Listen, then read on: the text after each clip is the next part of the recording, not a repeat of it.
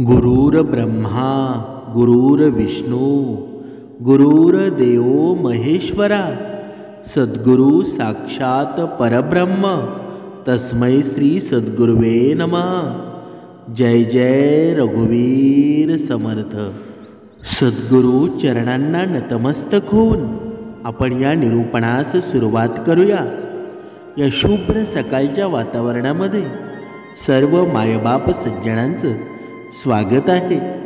समर्थ सांगत आहेत की या संसारामध्ये हे जीवन जगताना देव बघा वाईट माणसाला श्रीमंत करतो आणि चांगल्या माणसाला गरीब का ठेवतो, असा प्रश्न सर्वांच्या मनामध्ये पडलेलाच असतो।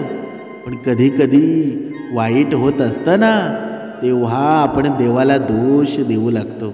आपण म्हणतो की देवाच्या दारामध्ये नेहमीच अन्यायच असतो। मी एवढं चांगलं काम करतो, एवढा सद्गुण विचाराचा मी माणूस आहे, तरीही सुद्धा मला धन श्रीमंती या गोष्टी का कमी आहेत? मी एवढा मेहनत करतो, एवढा श्रीमंत होण्याचा प्रयत्न करतो, पण त्या उलट माझा दुश्मन आहे, त्या उलट माझा विरोधी आहे। तो बघा लोकांवर अन्याय करून पैसे कमवतो, तरीसुद्धा तो श्रीमंत आणि मीच का गरीब? बघा मग आपल्या जीवनामध्ये बघा असा एक प्रसंग येतो की आपण सुद्धा वाईट कर्म करण्याच्या मार्गामध्ये लागू लागतो। पण तीच वेळ असते की आपण सावरणं की वाईट काळ आल्यानंतर अवगुण विचारांच्या मार्गामध्ये राहणं। हा जो काळ असतो ना, इथेच माणूस घडला जातो। जो अवगुण गुणांच्या मागे लागतो बघा तो अवगुणीच होऊन जातो, पण जो व्यक्ती सद्गुण गुण सोडत नाही ना, तोच खरा व्यक्ती असतो। बघा नेहमीच बघा देवाच्या दारामध्ये आपल्याला असं वाटत असतं नेहमीच अन्याय होत असतो। देवाने वाईट सोबत तर चांगलं केलं आहे, परंतु चांगल्यासोबत वाईट का केलं? आपण सुद्धा पाहिलं असेलच की जे लोक वाईट वागतात ना ते समृद्ध होऊ लागतात, परंतु जे लोक चांगलं वागतात त्यांची मात्र प्रगती कधीच होत नाही। मग असं का बरं होतं? बघा देव असं का वागतो? देव वाईटासोबत चांगलं का करतो? बघा तुमच्या या प्रश्नांची उत्तरं बघा या निरूपणामध्ये आज मिळणार आहेत।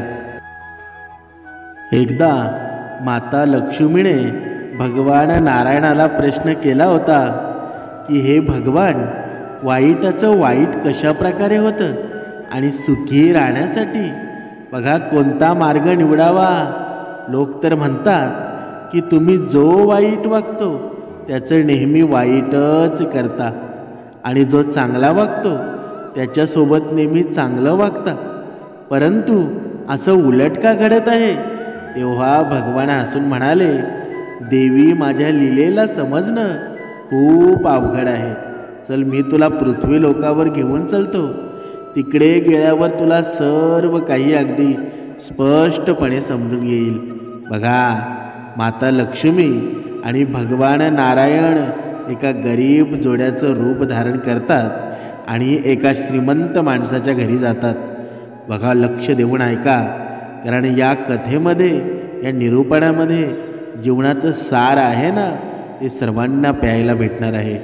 बघा त्या जोड्याचं रूप धारण करून बघा माता लक्ष्मी आणि भगवान नारायण जातात।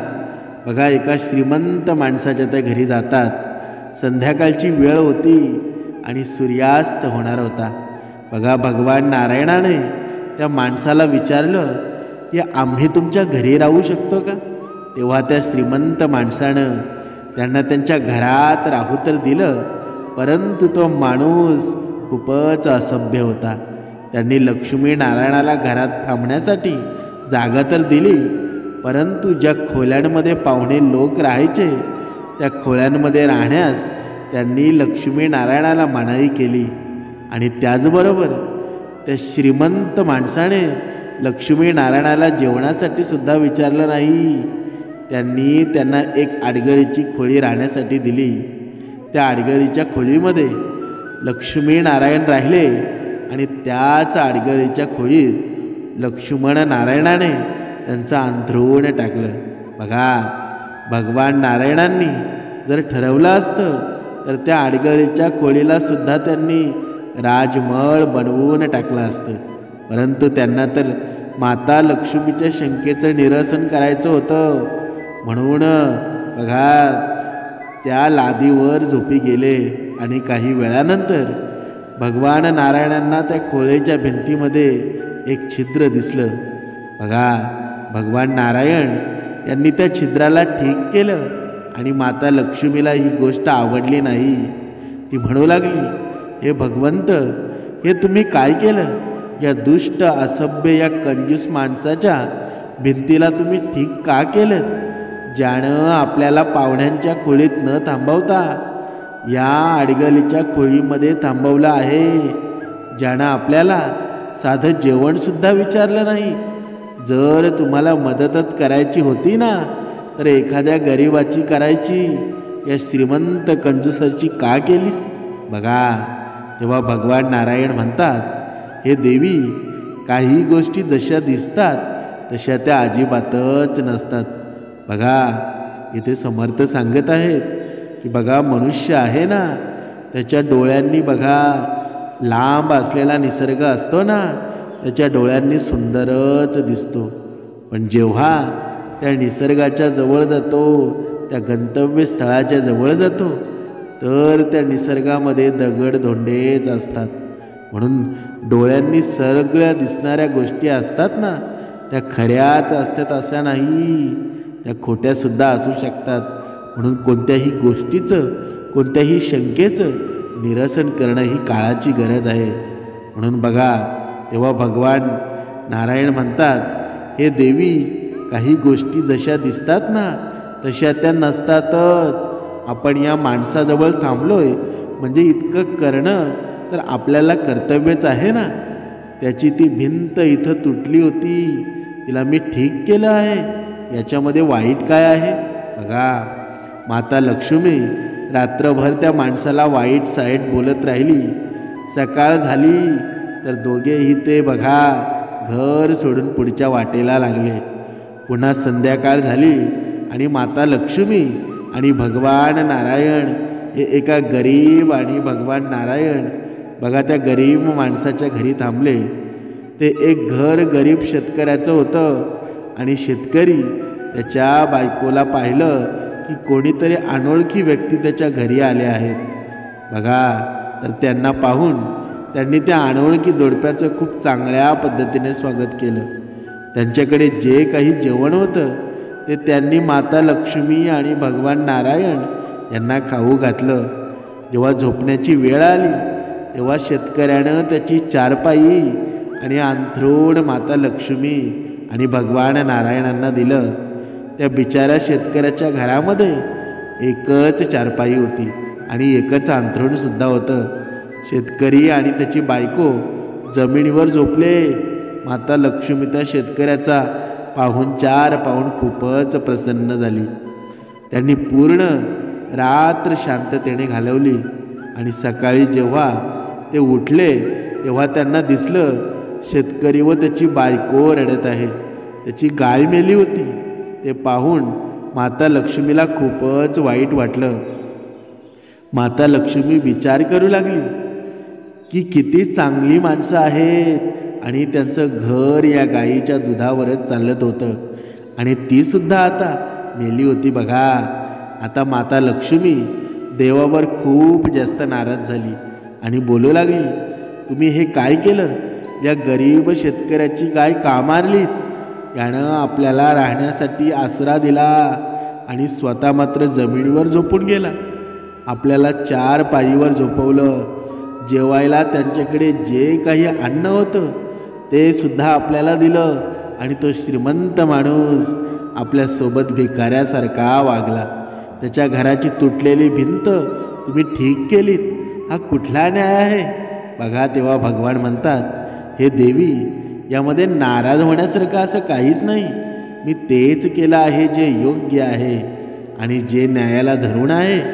तेव्हा आपण जे श्रीमंत माणसाच्या घरी त्या अडगळीच्या खोलीत राहिलो होतो ना, तेव्हा मला त्याची ती वागणूक अजिबात आवडली नव्हती आणि म्हणूनच मी त्याच्या भिंतीला असलेले ते छिद्र बंद करून टाकलं. कारण त्या छिद्राच्या पलीकडच्या बाजूला मोठा खजाना भरलेला होता आणि तो सेठ आधीपासूनच खूप जास्त लोभी आणि खूप जास्त कंजूस प्रकारचा माणूस होता. जर मी त्या छिद्राला बंद केलं नसतं तर त्या खजाण्यावर काहीतरी त्याची नजर पडली असती आणि तो खजाना मिळाल्यावर तो आणखीन जास्त मालामाल झाला असता. आणि राहिला प्रश्न त्या शेतकऱ्याच्या गायीचा, बघा त्या गाय मारण्याचा, तर त्याची गाय ही माझ्या इच्छेनेच मेली आहे. खरं तर आजच्या रात्री त्या शेतकऱ्याची बायको मारणार होती. देवदूत तिला नेण्यासाठी आले होते.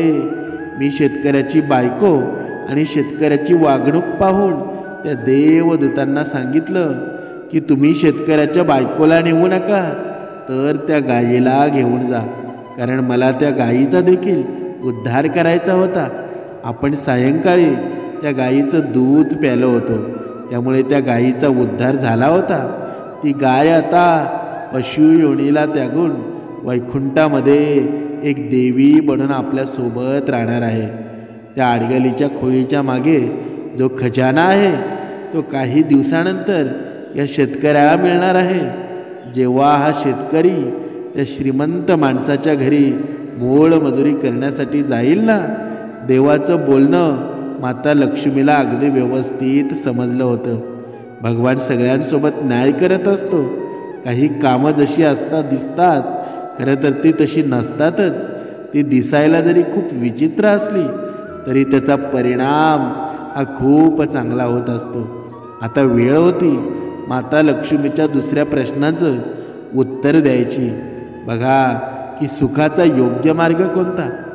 बघा भगवान माता लक्ष्मीला सांगतात, हे देवी, पृथ्वीवर जंगलामध्ये एक बिना पायाचा कोल्हा राहत होता आणि पाय नसल्यामुळं तो इकडे तिकडे जाऊन त्याचं स्वतःचं अन्नसुद्धा मिळवू शकत नव्हता. तो पूर्ण दिवस झाडी झुडपामध्ये बसून राहायचा आणि इथे प्रश्न असा येतो की जर तो अन्न मिळू शकत नव्हता मग तो जिवंत कसा राहिला होता. तर यासाठी सुद्धा मी त्याची व्यवस्था केली होती. एक सिंह रोज शिकार करून यायचा आणि त्याच्या खाल्ल्यानंतर जे काही वाचायचं त्या झाडीत ठेवायचा आणि तेच मांस खाऊन तो कोल्हा जिवंत होता. आता मी तुम्हाला त्या मूर्ख माणसाच्या मूर्खतेबद्दल सांगतो, जे त्यांच्या स्वतःच्या कर्मामुळे आयुष्यामध्ये दुःखी असतात. बघा कधी कधी मनुष्य बघा एवढे वाईट कर्म करतो आणि मग देवाला दोष देत राहतो. मी एवढी मेहनत करून माझ्या नशिबीत दुःख का. पण तुझ्या नशिबीत दुःख येण्याचं कारणसुद्धा आपले कर्मच असतात ना. बघा एके दिवशी त्या जंगलामध्ये एक लाकडं तोडण्यासाठी आला होता आणि त्यांनी जेव्हा त्या बिना पायाच्या कोल्ह्याला पाहिलं तेव्हा तो विचार करू लागला की हा कोल्हा चालून फिरून त्याचं शिकार करण्यात असमर्थ आहे. मग याला जेवण कुठून बरं मिळत असेल. हा जिवंत कसा राहिला. बघा तो लाकडतोड्या एका झाडावर चढून हे रहस्य जाणून घेण्यासाठी त्या झाडावरच बसून राहिला. थोड्या वेळानंतर सिंह एका हरणीचा शिकार घेऊन आला आणि त्या झाडीच्या इथेच बसून तो खाऊ लागला. खाता खाता त्याचं जेव्हा पोट भरलं तेव्हा तो ते मांस त्या झाडीजवळ सोडून निघून गेला. सिंहाच्या जाण्यानंतर राहिलेलं मांस होतं तो बघा कोल्हा परत खाऊ लागला आणि हे सर्व पाहून लाकडतोड्या बोलू लागला, प्रभू तुझी लीला अपार आहे. तू जर या कोल्ह्याची एवढी काळजी करतोस मग माझ्याकडे का दुर्लक्ष करतोस. मग माझ्याकडे दुर्लक्ष करू नकोस. मी तरी आता ही लाकडं तोडण्यासाठी जंगलात का येऊ. माझ्याही जेवणाची व्यवस्था तू माझ्या घरीच करून टाक. मी सुद्धा आता घरी आराम करेल. जेवण तर तुम्ही पाठवूनच द्याल. एवढं बोलून तो लाकडतोड्या बघा आरामात घरी जाऊन आराम करू लागला. पूर्ण एक दिवस झाला परंतु कुठूनही अन्न त्याला आले नाही. दुसरा दिवसही उजाडून गेला तरीसुद्धा कुठून अन्न त्याला मिळालं नाही. खूप दिवस असेच निघून गेले, परंतु अन्न त्याला मात्र मिळालंच नाही. त्याचं शरीर सुकून सर्व बरगड्या दिसू लागल्या होत्या. त्याची प्राणशक्ती क्षीण होऊ लागली होती. एके दिवशी एक आकाशवाणी होते आणि हे मूर्ख माणसा, मी तुला हात पाय बुद्धी हे सर्व काही दिलं आहे, मग तू उपाशी का राहतोस? बघा, स्वतःचा अन्न कमवण्यासाठी का जात नाहीस? लाकूड तोड्या बोलू लागला, जर कोल्ह्याला घर बसल्या जेवण मिळू शकतं, मग मला का नाही मिळू शकत? मग मला का? बघा, तेव्हा आवाज येतो, हे मूर्ख माणसा, तू कोल्ह्याला पाहिलं परंतु सिंहाला नाही पाहिलंस की जो किती मेहनत करून अन्न कमवून आणत आहे. ज्याने किती मेहनत करून अन्न कमवून आणलं होतं, तू सुद्धा त्या सिंहासारखा मेहनत करून स्वतः अन्न कमवू शकतोस. बघा, हीच कमी आहे बुद्धिहीन माणसाकडे. बघा, समर्थ सांगत आहेत, जे त्या लाकूड तोड्यासारखं विचार करतात ना आणि दुःखी राहतात. बघा, एक म्हण आहे, पैलवानासाठी कोणतंच काम कठीण नसतं आणि मेहनत करणाऱ्यासाठी कोणतंही लक्ष दूर नसतं. म्हणून बघा, समर्थ सांगत आहेत, तसेच विद्वानाला कोणतीही जागा कधीच अनोळखी नसते. गोड बोलणाऱ्याला कोणीही अनोळखी नसतो असं म्हणतात. आळशी नशिबावर अवलंबून असणाऱ्या माणसाकडे लक्ष्मी त्याच प्रमाणे येत नाही, ज्याप्रमाणे मद्यधुंद असणाऱ्या एखाद्या म्हाताऱ्या माणसाला पाहून सुंदर स्त्री पळून जाते. समर्थ सांगत आहे की मनुष्याच्या जीवनामध्ये सुख आणि दुःख या बघा दोन नाण्याच्या बाजू आहेत. कधी तुम्हाला दुःख येणार आहे, कधी सुख येणार आहे. पण आपलं दुःख येवो की सुख येवो, बघा, समोरच्याला किती सुख आहे हे कधीच पाहू नका. कारण का? कारण समोरच्याचं सुख आहे ना, ते किती टिकणार आहे ते परमेश्वराला माहीत असतं. म्हणून समोरच्याची तुलना करणं बंद करा. जेव्हा तुम्ही समोरच्याची तुलना करणं बंद करत नाही, तोपर्यंत तुमच्या जीवनामध्ये जरी सुख आलं ना, ते कधीच जास्त काळ टिकू शकणार नाही. कारण का? कारण समोरच्याची तुलना करणं हा मनुष्याला पाप आहे आणि हे पाप असतं ना, मनुष्याचं दुःखामध्ये निर्माण करत असतं. म्हणून समोरच्याची तुलना करणं अगोदर आपण बंद केलं पाहिजे.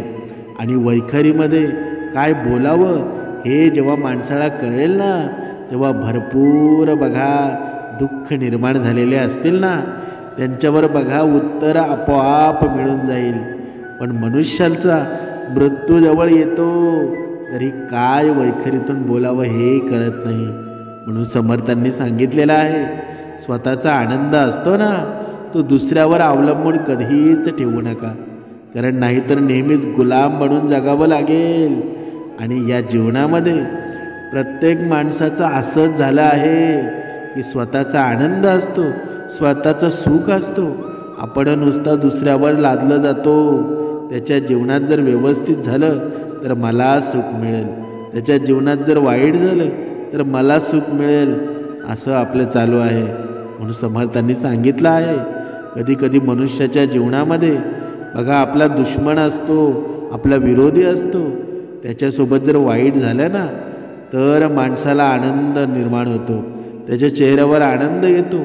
पण असं होतंच का?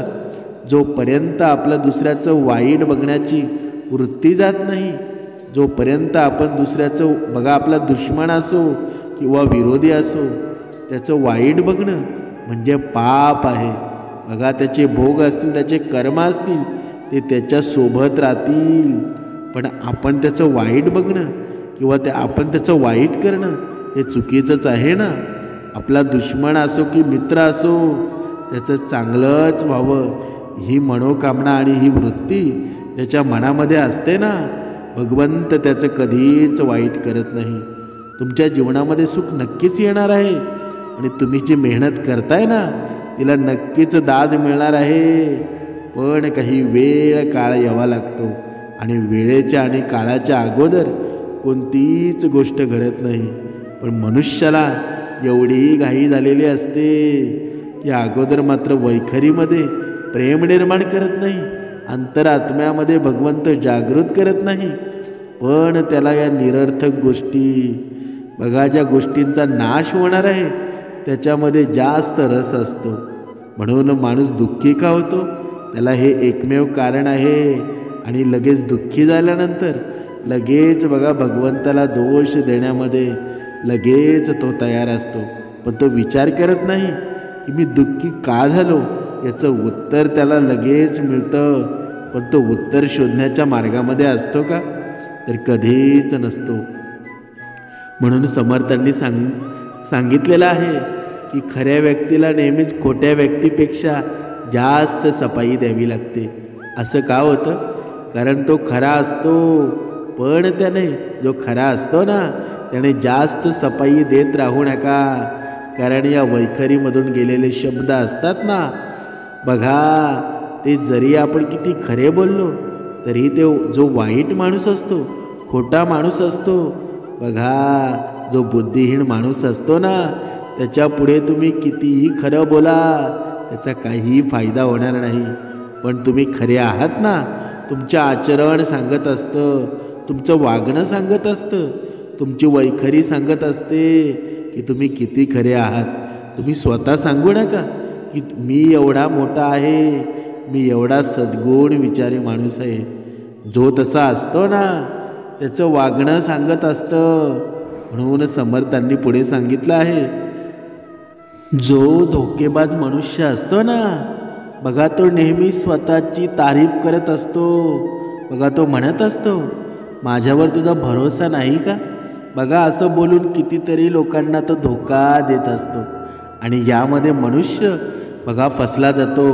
आजच्या या कलियुगामध्ये बघा आपल्या घरातली मुलगी असेल, आपल्या घरातला मुलगा असेल, बघा या प्रेमामध्ये फसून जातात. बघा कुणीतरी अनोळखी व्यक्ती येतो आणि तो आपल्या मुलांच्या बघा आयुष्यामध्ये बघा प्रेम निर्माण करतो. पण ते प्रेम शेवटपर्यंत जातं का? पण बघा त्याच्यावरच विश्वास ठेवून आपली मुलं किंवा मुलगी बघा त्याच्यासोबत पळून निघून जाते. म्हणजेच आपण आपल्या मुलाबाळांवर संस्कार कुठेतरी कमी केले म्हणूनच असं झालं ना. पण जर प्रत्येक आईवडिलांनी बघा शिक्षणानुसार जर सुसंस्कृतपणा आपल्या मुलांमध्ये आणला ना तर अशा गोष्टी घडतील का? कारण या कलियुगामध्ये जिथे बघावं ना तिथे हे अहंकारी राक्षस निर्माण झालेले आहेत.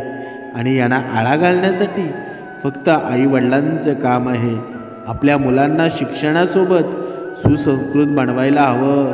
तरच या जमान्यामध्ये, तरच या कलियुगामध्ये आपली मुलं टिकू शकतील. नाहीतर गिलंकृत करण्यासाठी बघा हे रावण सगळीकडेच आहेत. म्हणून आपली मुलं चांगली घडावीत, आपलं पूर्ण कुटुंब चांगलं घडावं म्हणून भक्तिमार्ग अतिशय उत्तम उपाय आहे. आणि जर आपली बघा मुलं असतील, बघा समर्थांच्या या विचारांमध्ये लीन झाली, समर्थांचे विचारां ग्रहण करायला लागली तर अशा गोष्टी कधीच घडणार नाही. म्हणून आपल्या घरातील मुलांना सर्वांना बघा या श्रवणाला बसवा. बघा हे विचार आहेत ते त्यांच्या अंतरात्म्यामध्ये जाऊ द्या, तरच या वाईट गोष्टींना प्रतिबंध बसेल. बघा वेळ माणसाला यशस्वी बनवत नाही, तर वेळेचा योग्य वापर असतो ना, तो मनुष्य वेळेचा योग्य वापर करतो. आणि जो तो वापर करून माणसाला सफलता मिळवून देतो ना, तोच खरा मनुष्य असतो. पण मनुष्य काय करतो? मनुष्य कधीही वाईट गोष्टीची संगत करतो आणि वाईट गोष्टीची संगत करून चांगला बनण्याचा प्रयत्न करतो. पण देवाच्या दारामध्ये त्या गोष्टीला महत्त्व आहे का? कधीच नाही. म्हणून जे काही करायचं आहे ना ते सत्यामध्ये करा. जिथे सत्य असेल ना त्याचा शेवटसुद्धा चांगला होतो. पण जिथे वाईट करून जर तुम्ही सत्य करायला गेलात तर तुमचा शेवट मात्र चांगला होणार नाही. जरी तुमच्या जीवनामध्ये सुख येऊ सुद्धा शकतं, पण त्या सुखाची क्षमता असते ना ती काही काळपर्यंत असते, काही क्षणापर्यंत असते. काही क्षण उलटून गेल्यानंतर परत त्याच सुखाची निर्मिती दुःखामध्ये होऊन जाते. म्हणून जे काही करायचं आहे ते सत्यामध्ये राहून करा.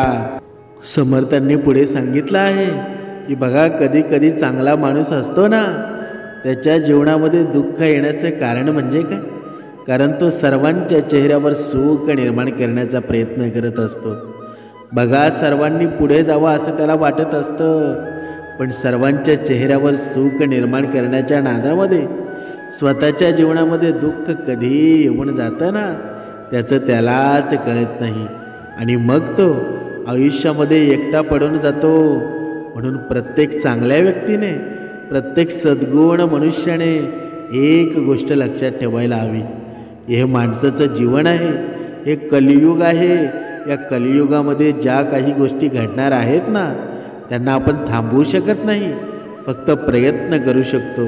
म्हणून सर्वांच्या चेहऱ्यावर जर तुम्ही सुख आणण्याचा प्रयत्न केला ना, तर तुमचं जीवनसुद्धा एकटं पडू शकतं. म्हणून जिथे आपली कदर आहे ना, तिथेच माणसाने मन घालावं. जिथे आपली कदर नाही, तिथे जेव्हा आपल्याला आमंत्रण नसतं, तेव्हा तिथे कधीच जाऊ नये.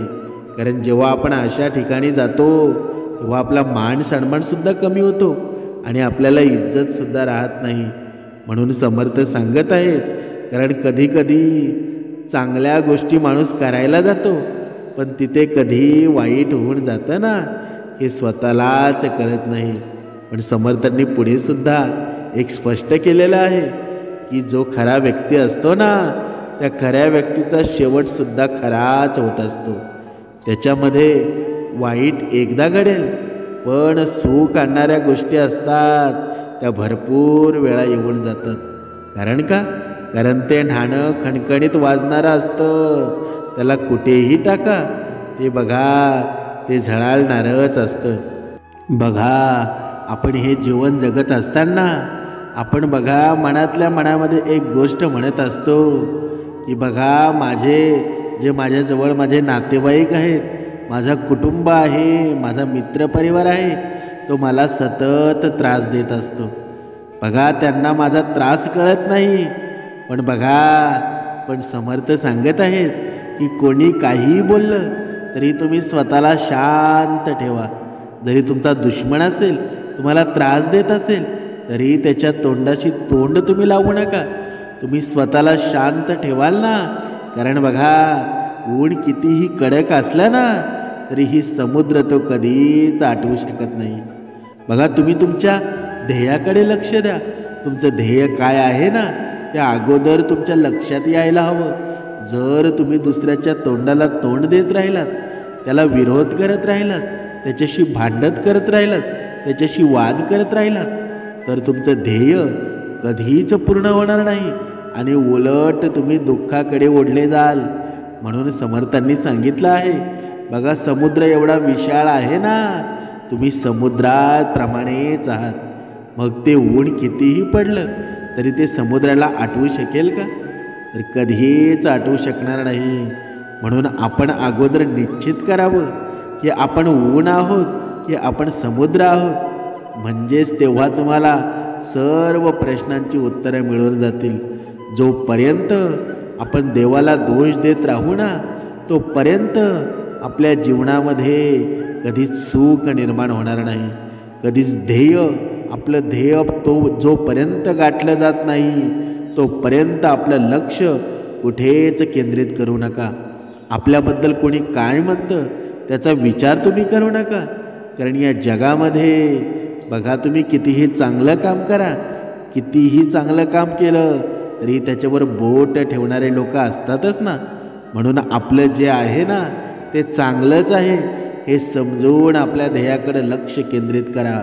तुमच्या जीवनामध्ये बघा, आता तुमच्या जीवनामध्ये दुःख असेल, पण त्या दुःखाचं रूपांतर सुखामध्ये लवकरच होणार आहे. आपल्याला समर्थांनी दिलेली उपासना आहे, ती रोज केली पाहिजे. ज्या भक्ती मार्गामध्ये आपण आहोत ना, त्या भक्ती मार्गाची आठवण ठेवून आपल्या जीवनामध्ये घडणाऱ्या घटना आहेत, आपल्या जीवनामध्ये होणारे व्यवहार आहेत, आपल्या जीवनामध्ये येणारे रोज नवीन नवीन माणसं आहेत, त्यांना दुखवू नका. कारण जोपर्यंत तुमच्या जीवनामध्ये येणारा प्रत्येक क्षण तुम्ही आनंदामध्ये जगाल, तुमच्या जीवनामध्ये येणारा मनुष्य तुमच्यामुळे आनंदी होईल. तर जेव्हा तुमच्याकडे पाहून कुणीतरी म्हणेल की हाच माझा देव आहे, याच्याकडे पाहिल्यानंतर मला परमेश्वराची आठवण होते, याच्याकडे बोलल्यानंतर मला दुःख माझं गेल्यासारखं होतं, असं जर कोणी तुमच्याबद्दल म्हणत असेल ना, तर तुम्ही जीवनामध्ये यशस्वी झाला आहात असं तुम्ही ठरवून घ्या. पण त्या यशस्वीपणाचं ओझं एवढं मोठं असताना कधीकधी मनुष्याला अहंकार येऊन जातो. आणि जेव्हा मनुष्याला अहंकार येऊन जातो तेव्हा मात्र अधोगती यायला वेळ लागत नाही. म्हणून मनुष्याने बघा, मनुष्याला धन पैसा श्रीमंती या नक्कीच मिळणार आहेत. या गोष्टी निरर्थक आहेत, क्षणिक आहेत, तरीसुद्धा त्या नक्कीच मिळणार आहेत. पण समर्थ सांगत आहेत की बघा, धन पैसा श्रीमंती या गोष्टी असूनसुद्धा जो मनुष्य परमेश्वराची आठवण करतो, परमेश्वराचं नामस्मरण करतो, भक्ती मार्गामध्ये एवढा लीन होतो की त्याला कळतसुद्धा नाही कसा दिवस निघून जातो ना, त्याला आठवणसुद्धा येत नाही. पण तोच व्यक्ती असतो, तो पुढे परमेश्वराशी एकरूप होऊन जातो. ज्याला समजतं की हे धन पैसा श्रीमंती या क्षणिक गोष्टी आहेत, त्याचा बघा अहंकार करून काहीही फायदा नाही. त्याचीच श्रीमंती टिकते, त्याचंच धन टिकतो. नाहीतर या जगामध्ये तुम्ही पाहिलं असेल, हे बघा श्रीमंती येते आणि लगेच 1-2 महिन्यामध्ये निघून जाते. या अशा श्रीमंतीचा काही फायदा आहे का? तुमच्याकडे पैसा आला म्हणून तुम्ही गाडी घेतली, बंगला घेतला, या सर्व गोष्टी घेतल्या आणि अहंकाराने मिरवायला लागलात, तर सर्व काही परमेश्वर पाहत असतो. म्हणून कोणत्या गोष्टीची अति करू नका. जेव्हा तुम्ही अति कराल ना, तेव्हा तुमची माती होणारच आहे. म्हणून मिळालेल्या ज्या गोष्टी आहेत ना, परमेश्वराने ज्या दिलेल्या गोष्टी आहेत, त्याच सर्वश्रेष्ठ मानून हे जीवन व्यतीत करा. सुख नक्कीच निर्माण होईल, दुःखाचा शेवट होऊन जाईल. जिथे श्रीराम समर्थ आहेत ना, तिथे सर्व काही व्यवस्थित होऊन जाईल. जय जय रघुवीर समर्थ.